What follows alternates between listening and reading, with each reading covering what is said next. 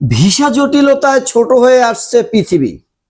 জামাতের সঙ্গে জোট ইতিবাচক দেখছে যুক্তরাষ্ট্র। আব্দুল আউয়াল মিন্টুর মনোনয়ন বদ্ধ। মরমকেসিং কালচারের গণতন্ত্র ধ্বংস।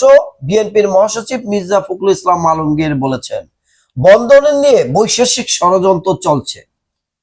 নির্বাচন পরিচালনা কমিটির বৈঠকে তারেক রহমান। ভোটের লড়াইয়ে 1842 প্রার্থী, প্রতি আসনে গড়ে 6 প্রার্থী। মনোনয়নপত্র বাতিলের আপিল শুরু আজ, চলবে 9 জানুয়ারি পর্যন্ত। নিষ্পত্তি 10 থেকে 18 জানুয়ারি। সারা দেশে 10 অঞ্চলে 10 বুথে আপিল। প্রার্থিতা ফিরে পেতে মানতে হবে 7 নির্দেশনা। কালো টাকা ও পেশি শক্তি ঠেকাতে কঠোর নির্দেশনা।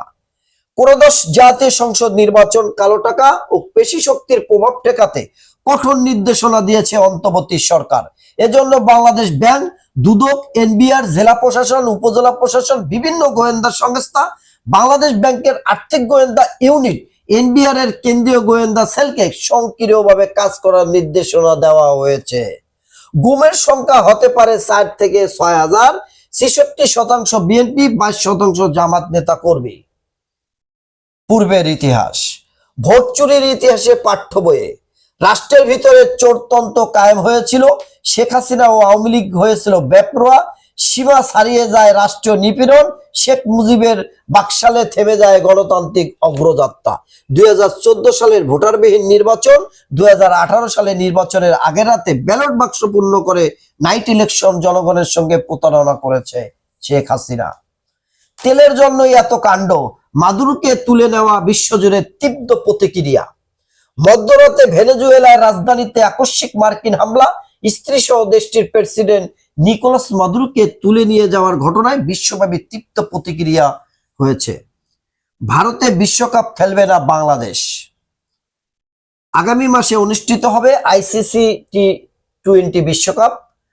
ভারত ও শ্রীলঙ্কায় অনুষ্ঠিত বিশ্বকাপ বাংলাদেশ সি গ্রুপে খেলবে ইংল্যান্ড, ইতালি, নেপাল, ওয়েস্ট ইন্ডিজের সঙ্গে। গ্রুপ পর্বের 4টি ম্যাচে ভারতে অনুষ্ঠিত হওয়ার কথা রয়েছে।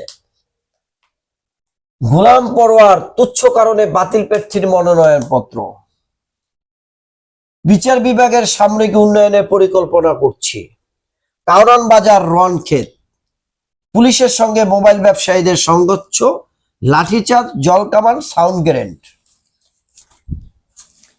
পররাষ্ট্র উপদেষ্টার সঙ্গে পাকিস্তানের পররাষ্ট্রমন্ত্রীর ফোনালাপ।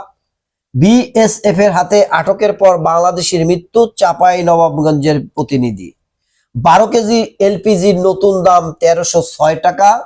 যমুনা ও সচিবালয় সহ বিভিন্ন এলাকায় সভা সমাবেশ নিষিদ্ধ।